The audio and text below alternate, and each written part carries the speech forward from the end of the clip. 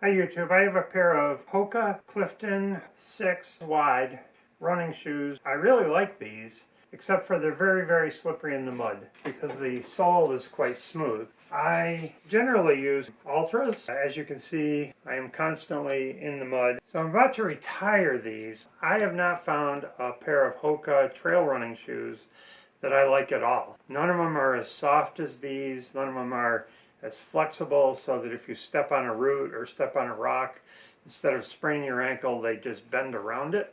So I'm wondering if I can make these into a better shoe in the woods. I have tried cutting the bottoms of these with a knife in the past, and it's pretty much impossible. Plus you'd end up with irregular depth of lugs. But I have a router, and I bought a 1/4 inch straight router bit, which I'm going to try to router in between to see if I can make this a little better trail shoe, and then maybe I'll buy another pair of these and do this right away. Let's give this a try. I kind of have this loosely in the vise so as to not deform the shoe. I have no idea if this is going to grab or if this is going to allow me to router.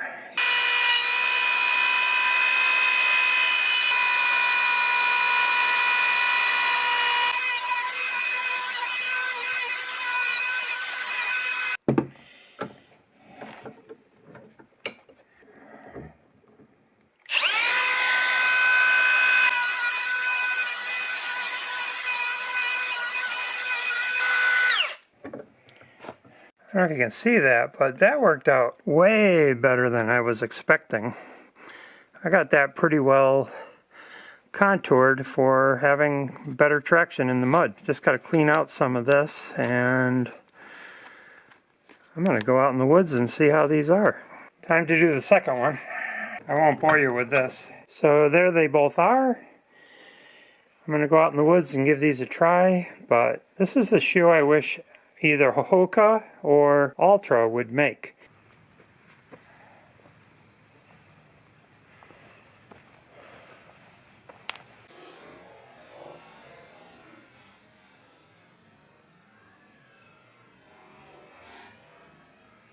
Okay, here's another pretty muddy looking piece of trail. I can tell you, these are just way better than they used to be. You used to just slide. You couldn't, you know, if you did something like this, you would really slide. And now I'm sliding just a tiny bit, but not much. So if I go, slid, but I didn't slide out. So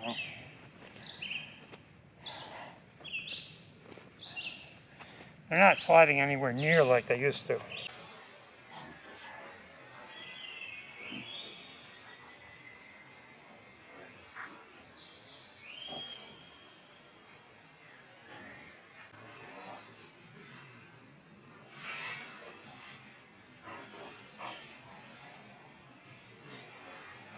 Okay, I have to say this was a total success. These worked really well. So Hoka, why don't you make some Cliftons with a better tread pattern for the woods and call them the Clifton Trail? And I bet you'll have a huge winner on your hands. Also, one thing I gotta say is I'm a big fan of Altras.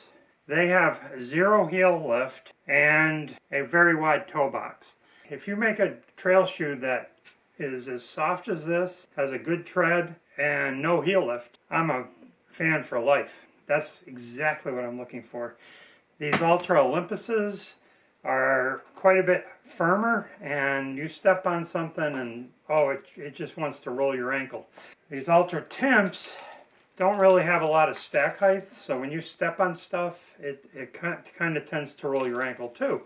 However, the new version of the Temp seems a lot softer than this one, and possibly thicker. So I might try the new Altra Temps instead of modifying a brand new pair of Cliftons, as I did here. Because I have no idea if this is going to hold up, or if this is going to tear and rip through. So we will do an update after 100 miles or something. The other thing, if Altra wants to make a decent shoe, fix this problem with the toes. Every pair of Altras I have, okay, not the Temps, every pair of Lone Peaks I've ever had, I've had this problem. And also, this lacing kind of sucks.